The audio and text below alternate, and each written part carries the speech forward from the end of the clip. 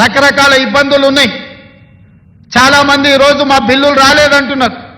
అక్కడక్కడ మా సర్పంచులు రణగొన ధ్వని చేస్తున్నారు మా బిల్లులు రాలేదని. నేను మా సర్పంచ్ మిత్రులను అడుగుతున్నా, అయ్యా నేను వచ్చే నాటికే మీ కాలం అయిపోయింది సర్పంచుల పదవి.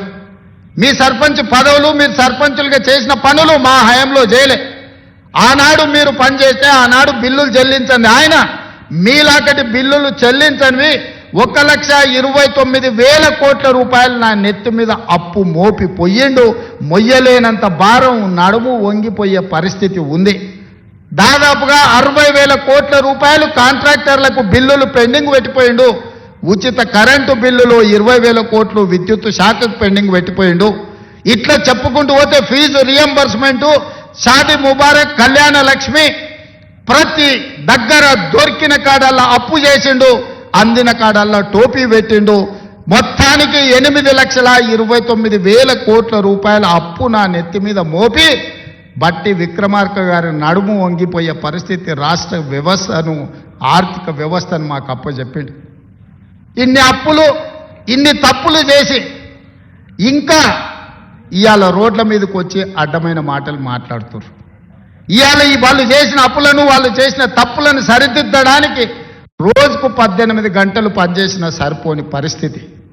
ఈ నేపథ్యంలో ఈరోజు సర్పంచులు ఒక పక్కన ఫీజు రియంబర్స్మెంట్, ఇంకొక పక్కన ప్రభుత్వ ఉద్యోగులకు పాపం 35 ఏళ్ళు కష్టపడి ఉద్యోగాలు చేసి వాళ్ళు దాచిపెట్టుకున్న పైసలు, వాళ్లకు రిటైర్మెంట్ బెనిఫిట్స్ ఇవాళ 12,000 కోట్ల రూపాయలు బకాయిలు పెట్టిపోయిండు. ఎవరైనా నమ్మకంగా ప్రభుత్వం దగ్గర పనిచేసి 35 సంవత్సరాల తర్వాత రిటైర్ అయిపోతే రిటైర్మెంట్ బెనిఫిట్స్ ఇవ్వాల్సిన పరిస్థితి ఈరోజు రాష్ట్ర ఆర్థిక వ్యవస్థ దెబ్బతిన్నది. ప్రభుత్వ ఉద్యోగస్తులకు, ఒకప్పుడు ప్రభుత్వ ఉద్యోగస్తులకు మొదటి తారీఖు నాడు రిజర్వ్ బ్యాంక్ నుంచి సరాసరి వాళ్ళ ఖాతాల్లోకి జీతాలు వెళ్ళేది.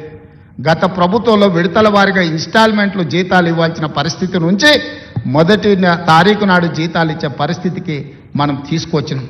ఒక్కొక్కటిగా సరిదిద్దుతున్నాం, ఒక్కొక్క వ్యవస్థను ప్రక్షాళన చేస్తున్నాం. ఈరోజు ఉన్న కష్టాలకు ప్రభుత్వ ఉద్యోగులకు రిటైర్మెంట్ బెనిఫిట్స్ ఇవ్వాలంటే కష్టంగా ఉంది. విద్యార్థులకు, కాలేజీలకు ఫీజు రియంబర్స్మెంట్ ఇవ్వాలంటే కష్టంగా ఉన్నది.